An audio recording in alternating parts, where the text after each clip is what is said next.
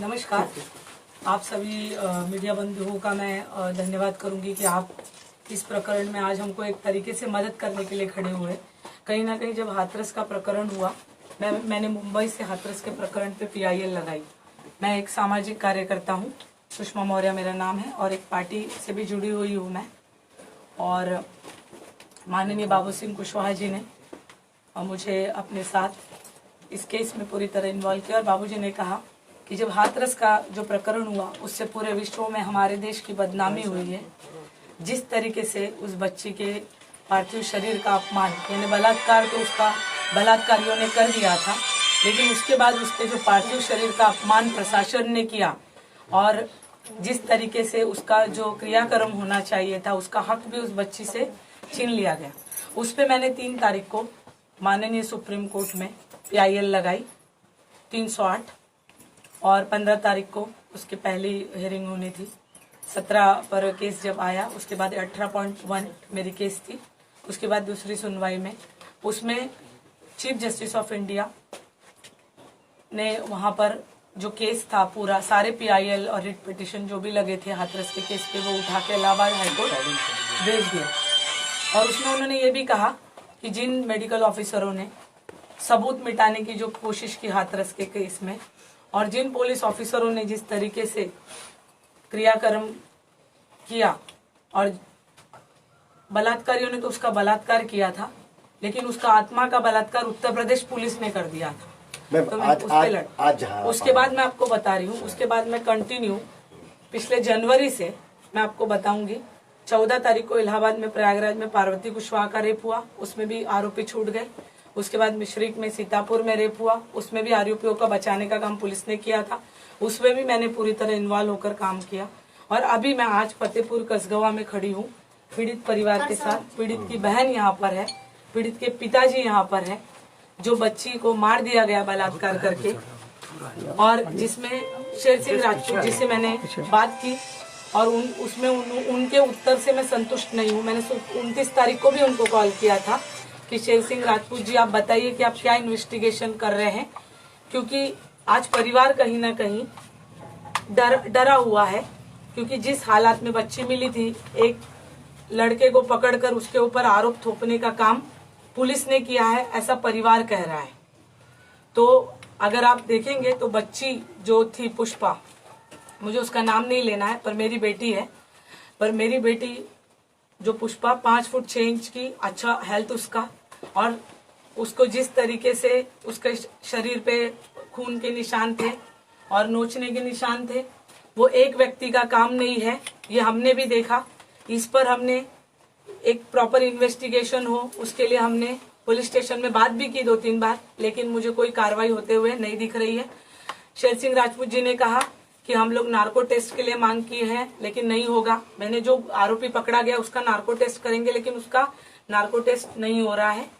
और जो पीड़ित परिवार है, मैं यहाँ पर दूसरी बार आई हूँ, उसकी बहन है यहाँ पर, क्राइम टीम मंगाने के लिए बोले थे, और उन्होंने वो भी ये चीज बोल रहे हैं कि मेरी बहन के साथ जो भी हुआ है उसमें मेरी बहन के साथ बलात्कार करके मेरी बहन की हत्या की गई है। पर आज मैंने जब अभी पुलिस स्टेशन में बात की तो इस प्रकरण को पूरी तरह अलग मोड़ दिया गया है और इसको रेप से लेकर हत्या का कारण बता दिया गया। तो पुलिस ये भी बताएगी क्या कि क्यों बिटिया की हत्या हुई? कुछ तो कारण होगा, बिना वजह तो कोई किसी की हत्या नहीं करेगा। अगर इस केस में मुझे या पूरे परिवार को पुलिस प्रशासन की जो पूरी इन्वेस्टिगेशन हुई है, जो 7 अक्टूबर से नौटंकी प्रशासन ने लगा के यहाँ पे रखी है, उस पूरी इन्वेस्टिगेशन पे हमको भरोसा नहीं है। हम आपके मीडिया के माध्यम से माननीय मुख्यमंत्री योगी जी से भी अपील करते हैं कि इस इन्वेस्टिगेशन को इस थाने से हटाकर CBI को दे दिया जाए और प्रॉपर इन्वेस्टिगेशन हो। और इस पे हम खुद भी PIL सुप्रीम कोर्ट में लगा रहे हैं, लेकिन परिवार कहीं ना कहीं डरा हुआ है, उनको सुरक्षा मुहैया कराई जाए। और जो शेर सिंह राजपूत है उनसे ये इन्वेस्टिगेशन ले ली जाए, क्योंकि हमारे पास कुछ जानकारी ऐसी है कि पुलिस स्टेशन को किस तरीके से मैनेज किया गया है उसकी भी हमारे पास जानकारी है। अगर हम मीडिया के सामने बोल रहे हैं तो कुछ हमारे पास भी होगा, इसलिए हम बोल रहे हैं।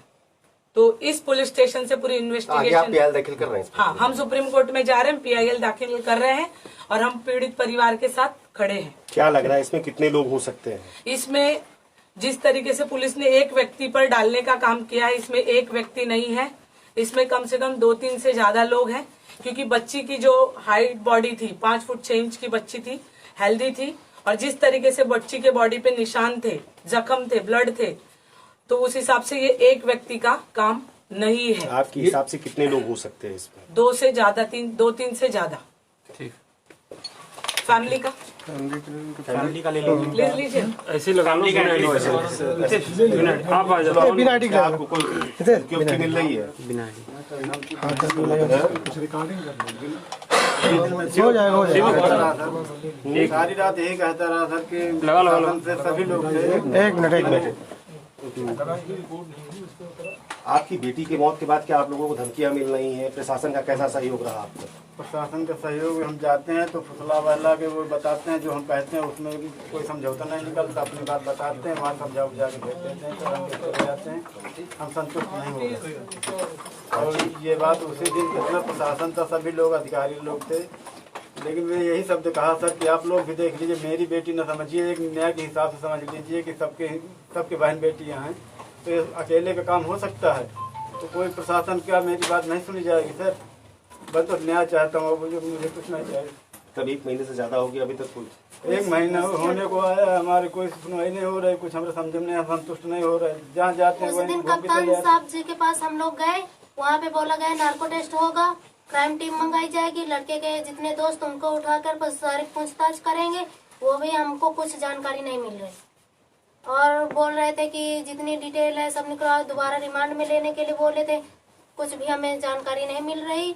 कप्तान जी भी उनके पास गए, वो भी हमें पहला पुलिस गुमराह कर दे रही बस वो हमें ये कह रही है कि मतलब इसमें एक ही है, समझ लो, मतलब वो हमें ऐसा वो कर रहे हैं कि समझ लो कि एक ही है और बस उसी को ही सजा मिले, लेकिन हमें एक को नहीं बल्कि जितने लोग इसमें हैं सभी को सजा मिलनी चाहिए, कोई नहीं छूटे, हमें यही न्याय चाहिए।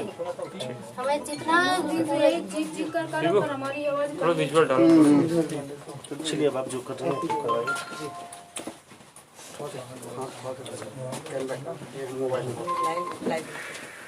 शरद, मेरे से लाइव नेटवर्क नहीं आ रहा है, प्रॉब्लम है।